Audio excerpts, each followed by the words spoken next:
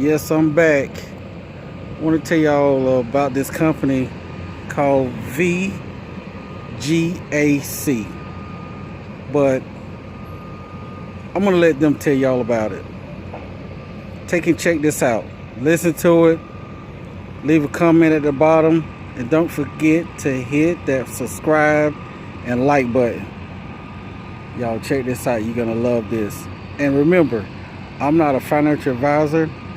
This is just something that you can think about. Invest your money if you want to. I did. All right, y'all, listen to it. Leave a comment below. Thank you. Nothing more exciting in this market the last 6 months than electric vehicles and special purpose acquisition companies. We've got another one on the schedule. It's Alliant Electric. Let's bring in the CEO and founder. Marc Bedard is joining us. Marc, thanks for being on the show this morning. I want you to first introduce and outline your guys' plan to enter the public markets. From what I understand, this is a go that you'll be planning to come to the NYSE soon. So walk me through it. Yeah, good morning. Good morning, Oliver. Thanks for having me this morning. Thank you. So this is very exciting. So walk me through where you guys are going to be partnering with. Walk me through the structure of the SPAC and the timeline that you expect. Yeah, we're going through a merger with Northern Genesis. Northern Genesis is a SPAC listed on NYSE. Right now with $320 million in the SPAC. We do have a pipe also that was raised for $200 million for a total of $500 million. And we are planning to de-SPAC in Q1 of 2021, probably late Feb or early March of next year. Okay, so the merger will come first, and then you'll be listed afterwards. You've got a ticker in mind, LEV. Is there any possibility of that timeline changing? Is that of the SPAC and the merger is for sure happening, and then the break apart and the trading on your own, that's going to be decided as we move along? Yeah, well, I mean, it could ever change, but I mean, this is, with everything we are hearing right now, and it's very well organized. We're looking at the de-SPAC, late Q1. No, we feel pretty good. It's going to work with those dates. Okay. Now, right now, you're making vehicles, right? From what I understand, you've got a partnership with Amazon as well for providing delivery.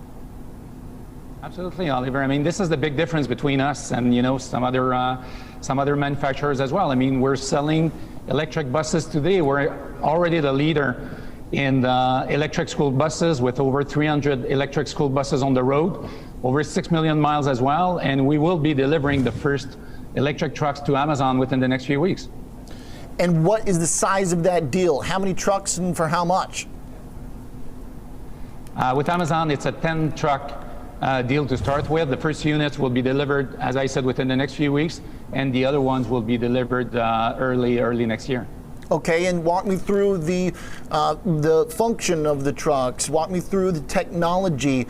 How do you differ from peers? Do you have proprietary tech on the electric side? What kind of electricity are we talking about? Yeah, we've been, doing those electric school buses for many years now. We've been at it, in fact, for 10 years, and we've been selling them for 5 years already.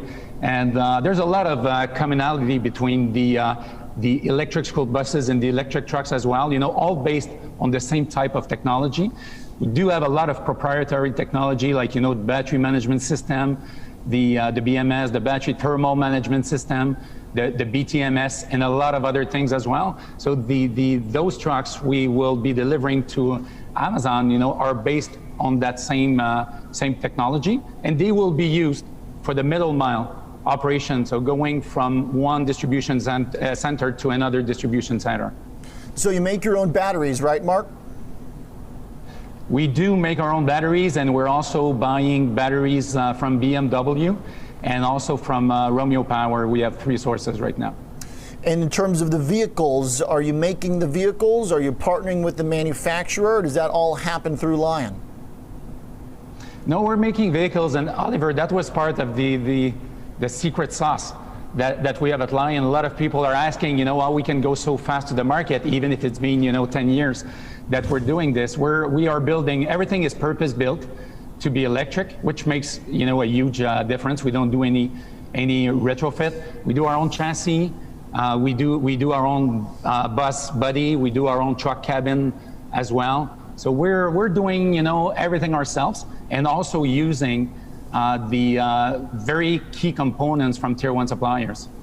So for these, particularly the delivery trucks, now you've been in the school bus business for a while, but right now investors love anything connected to e-commerce and delivery. How long do these trucks run for? What's the battery life? Are they long distance, short, mid? Is Amazon, if they like it, are they going to need a bunch of them, or can they drive all over the place? I mean, how far can these go on a charge? Yeah, in fact, we focus on the short haul only, which means, we call it the urban truck, okay, or the urban bus as well. So it's less than 250 miles. So we're not on a single charge. So we're not looking at doing 700 miles on a single charge for the moment. So only, under 250 miles, which is, by the way, most of the truck market as we speak. And in terms of charging, you can charge them within a couple of hours. So depending on how many hours a day you want to be using them, you can charge them in 2-3 hours, up to 5, 6, 7 hours, depending if you need to charge fast or not. School bus, for example, will stay at the school district for the whole night, and then they will go with level 2 charging, which is slower. And Amazon is going with fast charging. Are there certain agreements or stipulations within the Amazon agreement? Are there certain things they're looking for in terms of whether or not they will decide to buy more from you? Or is it right now the 10 trucks and we'll see how it goes? Is there anything that you could do or that they'll see that requires them to buy more? We'll see how it goes. I mean, obviously, we're working very closely with them, doing, the training with them, and it's really, in my opinion, a partnership that we're doing. We're delivering those trucks. We're doing everything to make sure, it's going to be a smooth transition to EV, and then, obviously, it's their decision. Okay, the merger right now will be valuing Lion around just a little bit below $2 billion pro forma equity value. What about the fundamentals and the bottom line right now, Marc, for the company? Are you making money on the fleet that you're selling? Do you plan to make money? What does that look like?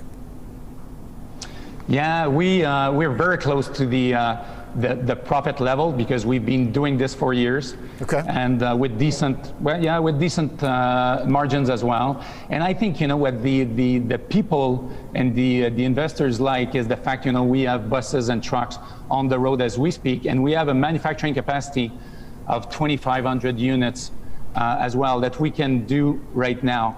And I think it makes a huge difference, Oliver. And also the fact that we are currently selling 7 types of electric vehicles, and it makes a huge difference. 4 electric trucks, 3 electric school buses, and within the next 2 years we're coming up with 8 additional models as well.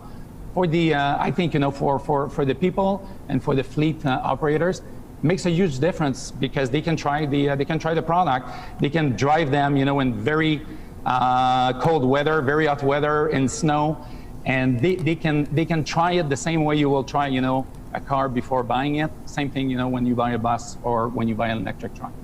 And Marc, those new models, what are those going to be? Are those different variations on the bus? Are they variations on the delivery commercial side, or have you got something else in the works? Yeah, on the bus side there is a Type D, which is a flat nose school bus coming in early in 2021. On the truck side there is many things. One is a Class 5 truck, another one is a Class 7. We also have a bucket truck for for the utilities, and in fact, so this one has been requested a lot, and you probably know that already we have a Class 6 electric trucks, a Class 8 electric truck, a refuse full electric truck as well, and the fleet operators, they love that. Okay, Mark, we're looking at shares of Northern Genesis right now as the acquisition company has been surging on the news. A few other just clarifications in terms of the money-making qualities of the business right now and the cash flow. Are you getting credits, subsidies for the electric components, and is that an important part of the cash flow model right now, or can you make money on the margins from the vehicles without any government help? No, in fact, the subsidies are to the benefit of the operator. Okay. The purchaser. Yeah, and right now the total cost of ownership, Oliver, works very well without any subsidies. And for many fleet operators, I mean, that's obviously that's a great news.